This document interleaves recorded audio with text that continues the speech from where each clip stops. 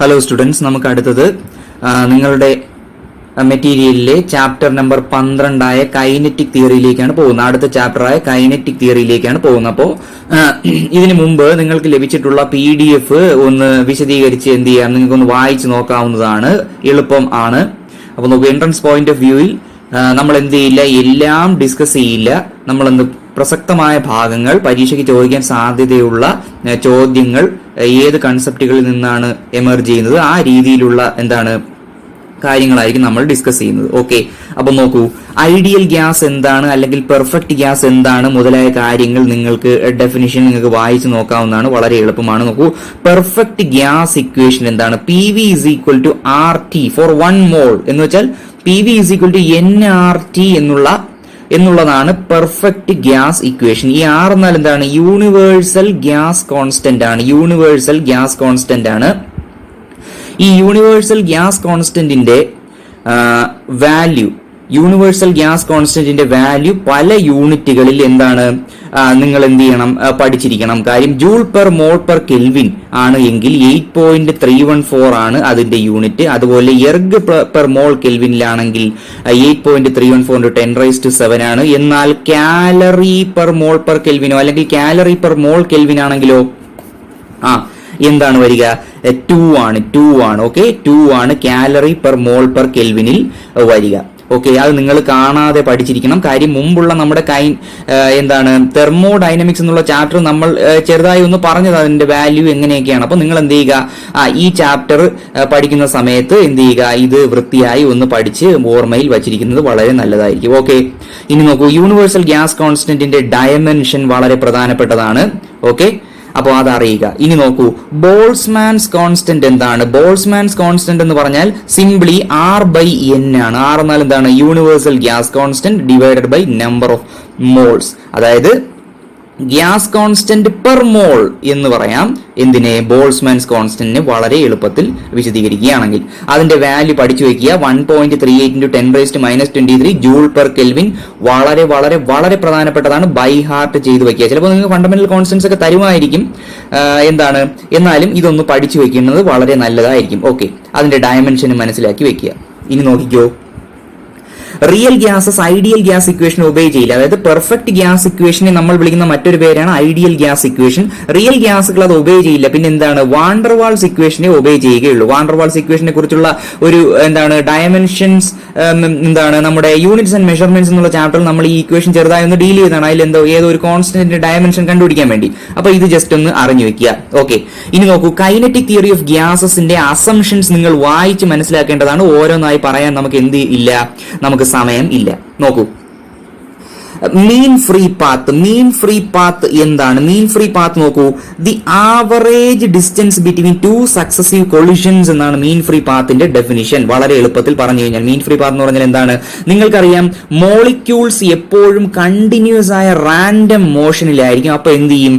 അവർ continuously collide ചെയ്തുകൊണ്ടേയിരിക്കും. അപ്പൊ നോക്കൂ, mean free path എന്നുള്ള ക്വാണ്ടിറ്റി അവിടെയാണ് അതിന്റെ ആവശ്യകത വരുന്നത്. എന്താണ് mean free path? It is the average distance between 2 successive collisions. അതിനെ ഡിനോട്ട് ചെയ്യുന്നത് ലാംഡ എന്നുള്ള ലെറ്റർ ഉപയോഗിച്ചുകൊണ്ടാണ്.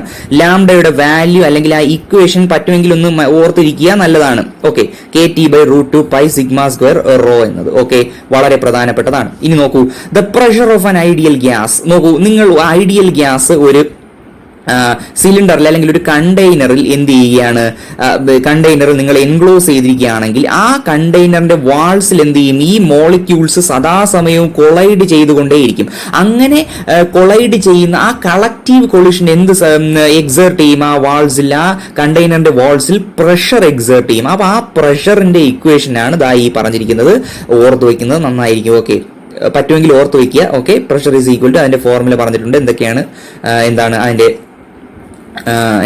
ഫോർമുലയിലെ ടേംസ് എന്ന് നിങ്ങളൊന്ന് വായിച്ചു വെക്കുന്നത് നന്നായിരിക്കും. ഓക്കെ, നോക്കൂ, നമ്മളത് കൂടുതൽ എംഫസൈസ് ചെയ്യാത്തത് നമ്മൾ ഡീൽ ചെയ്യുന്ന പ്രോബ്ലംസിൽ ആ കൺസെപ്റ്റ് കൂടുതലായി വരുന്നില്ല. അതുകൊണ്ടാണ് നമ്മൾ എന്ത് ചെയ്യുന്നത്, അത് സ്കിപ്പ് ചെയ്ത് പോകുന്നത്. നോക്കൂ, ഇത് വളരെ പ്രധാനപ്പെട്ട ഒരു പോർഷനാണ് ഈ പറയാൻ പോകുന്നത്. Kinetic interpretation of temperature. Temperature എന്ന് പറഞ്ഞാൽ എന്താണ്?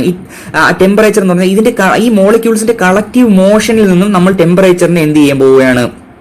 ഓരോ തരത്തിൽ ഡിസ്ക്രൈബ് ചെയ്യാൻ പോവുകയാണ്. നോക്കൂ, ഒരു മോളിക്യൂളിന്റെ ട്രാൻസ്ലേഷണൽ കൈനറ്റിക് എനർജി എന്ന് പറഞ്ഞാൽ half M C bar square ആണ്. സി ബാർ സ്ക്വയർ എന്താണെന്ന് നമുക്ക് ഇനി വരുന്ന വീഡിയോയിൽ സംസാരിക്കാം. നിങ്ങൾ എന്ത് ചെയ്യുക, നിങ്ങൾ തൽക്കാലം ഇത് പഠിച്ചു വെക്കുക. ഒരു മോളിക്യൂളിന്റെ ട്രാൻസ്ലേഷണൽ കൈനറ്റിക് എനർജി 3/2 kT ആണ്, അല്ലെങ്കിൽ മീൻ kinetic energy per molecule 3/2 kT ആണ്. മനസ്സിൽ അരക്കിട്ട് ഉറപ്പിച്ചു വെച്ചേക്കുക. ഈ ഫോർമുല വളരെ വളരെ പ്രധാനപ്പെട്ടതാണ്. 3/2 kT. കെ എന്താണ്, നമ്മൾ മുൻപേ ഡീൽ ചെയ്തതാണ്, ബോൾസ്മാൻസ് കോൺസ്റ്റന്റ് ആണ് കെ. ഓക്കെ, ഇനി നോക്കൂ, mean kinetic energy per gram mole. അപ്പൊ എന്ത് ചെയ്യും, 3/2 RT എന്ന് വരും. Okay, 3/2 RT. കെക്ക് പകരം R ആണ്.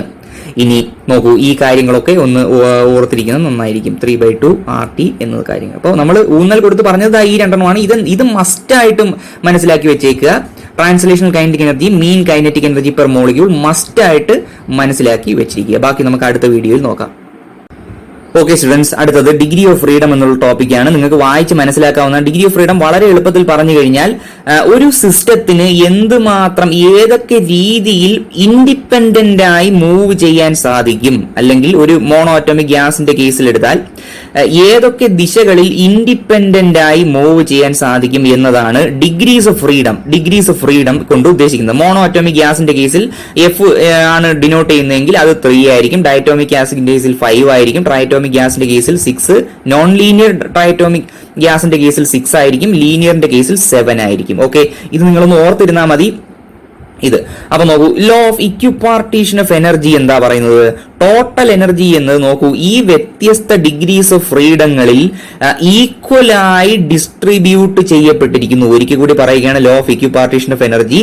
നോക്കൂ, എന്താണ് ടോട്ടൽ എനർജി എന്നത്, സിസ്റ്റത്തിന്റെ ടോട്ടൽ എനർജി എന്നത് ഓരോ ഡിഗ്രീസ് ഓഫ് ഫ്രീഡങ്ങളിൽ ഈക്വലായി ഡിസ്ട്രിബ്യൂട്ട് ചെയ്യപ്പെട്ടിരിക്കുന്നു എന്നതാണ് എന്ത് ലോ ഓഫ് ഇക്വിപാർട്ടീഷൻ ഓഫ് എനർജി പറയുന്നത്. ഓക്കെ, അപ്പൊ നോക്കൂ, ഓരോ ഡിഗ്രീസ് ഓഫ് ഫ്രീഡത്തിൽ 3/2 kT ആണ് ടോട്ടൽ എനർജി എങ്കിൽ 3 ഡിഗ്രീസ് ഓഫ് ഫ്രീഡം ഉണ്ടെങ്കിൽ എത്ര, 3 പകുക്കുന്നു. അപ്പൊ ഹാഫ് kT ആണ് ഓരോ ഡിഗ്രീസ് ഓഫ് ഫ്രീഡത്തിലും ഉള്ളത്. ഇനി നോക്കൂ, ഗ്യാസ് ലോസ്, വ്യത്യസ്ത ഗ്യാസ് ലോസ് നിങ്ങൾക്കറിയാം, നിങ്ങൾ കേട്ടിട്ടുള്ളതാണ്. ബോയിൽസ് ലോ എന്താണ്, കൂടുതൽ വിശദീകരിക്കുന്നില്ല, ഇക്വേഷൻ മാത്രമേ പറയുന്നുള്ളൂ. PV = കോൺസ്റ്റന്റ് എന്ന് വെച്ചാൽ എന്താണ്, at constant temperature the volume of a gas is inversely proportional to its pressure. PV = constant എന്ന് പറഞ്ഞാൽ V പ്രൊപ്പോർഷണൽ ടു 1/P എന്ന് എഴുതാം. അതാണ് ഈ പറഞ്ഞിരിക്കുന്നത്. നിങ്ങൾ വായിച്ചു നോക്കുക, മനസ്സിലാക്കാൻ വളരെ എളുപ്പമാണ്. ഇനി ചാൾസ് ലോ എന്താണ്, പ്രഷർ കോൺസ്റ്റന്റ് ആണെങ്കിൽ വോളിയം എന്നത് ടെമ്പറേച്ചറുമായി ഡയറക്ട്ലി പ്രൊപ്പോർഷണൽ ആയിരിക്കും. ഇതാണ് ചാൾസ് ലോ പറയുന്നത്.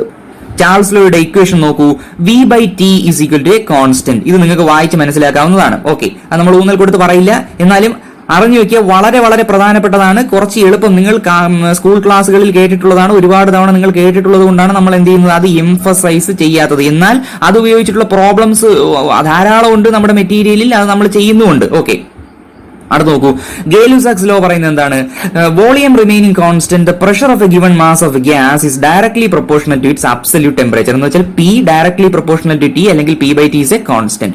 ഓക്കെ, അവഗാഡ്രോസ് ലോ വായിച്ചു നോക്കുക, Graham's law of diffusion, Dalton's law of partial pressures മുതലായവ നിങ്ങൾക്ക് വായിച്ച് മനസ്സിലാക്കാവുന്നതാണ്, എളുപ്പമാണ്. ഓക്കെ,